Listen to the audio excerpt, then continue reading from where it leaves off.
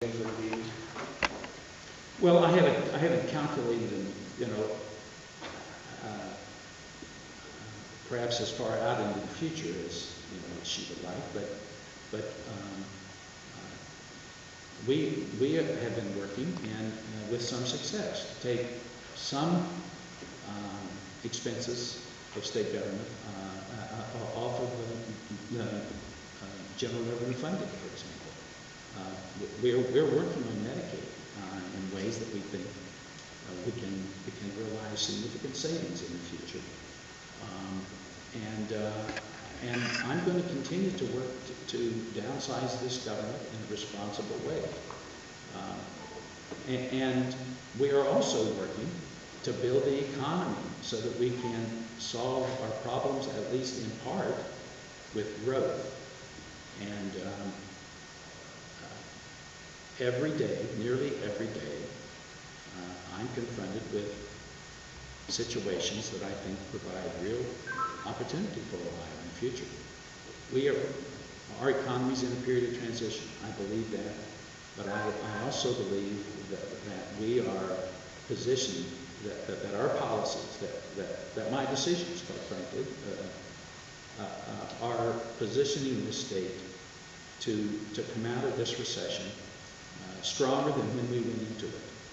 And that's because we are focusing on education. And we aren't allowing,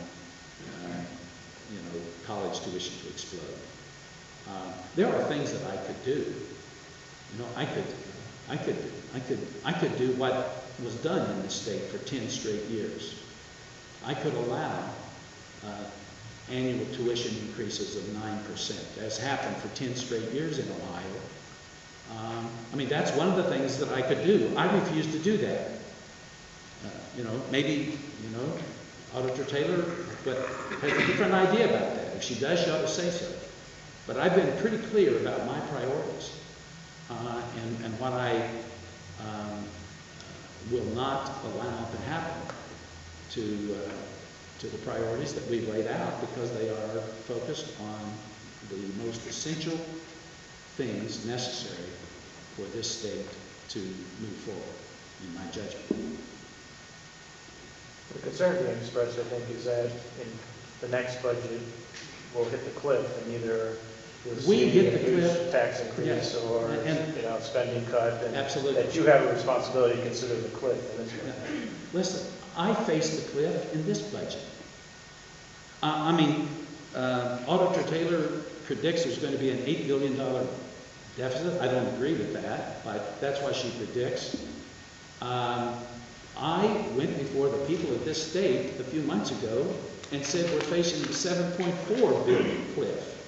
So I have faced the cliff, and I think I'm dealing with it responsibly. And in part, I'm able to deal with this cliff because of Barack Obama and my colleagues in the House and the Senate, who recognized the difficulties that we were having, understood that it wasn't of our own making, and provided us with these resources. And I gratefully accepted them, and I used them to deal with the cliff. And so for her to say that there's an $8 billion cliff out there into the future, I don't find particularly alarming, because, I've dealt with a $7.4 billion cliff, and I think I've done it responsibly. But I get back to what I said earlier, and I think it's a fair thing to ask. If she doesn't like the way that I'm dealing with the budget, she's an elected official, elected by the people of Ohio. There's nothing to prevent her from saying, this is what I would do. Or this is what she could say, this is what I think the governor should do. She's not even saying that. She's just criticizing what I am doing. And, I don't think that's, reasonable. But has your administration have you considered the next clip at all? Are you at a point where you have you not even looked at it? Or? Oh, of course we look into the future. Of course we do. And what do you think? Well, and I've also said this, that this is 2009. I am working on the 2010-2011 budget, and I'm being asked to tell everyone what I'm going to do to craft the budget for 12 and 13. Get to it when it comes to.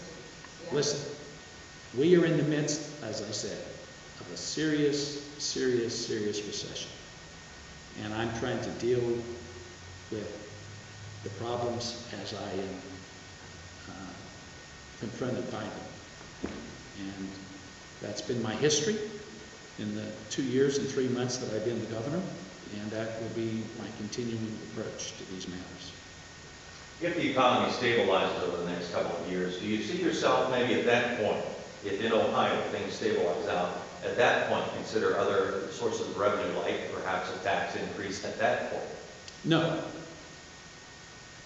I want us to deal with this by growing our economy. I can tell you, I sat in Detroit today, and I was able to explain, and okay, I'll give credit where credit's due. Before I became governor, certain tax reforms were passed. I embraced those reforms, and I made them a part of my budget. So I think they're my reforms as well. But, you know, there's no need to argue about that. But I was happy to sit today and talk about Ohio's attractiveness for manufacturing. And I can tell you, it got a pleasant, positive reception.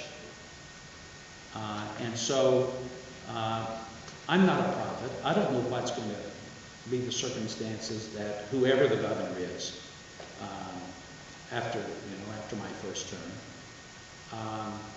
I can only say what I would do and how I conduct myself when it comes to making decisions. So I don't know what the future is going to hold, but I believe that what we are doing will help us see that future developed in a positive way. And so I think it would be almost absurd for me to tell you what I might do 2 or 4 or 6 years from now. I can only tell you what I am determined to do with the responsibilities that I currently have.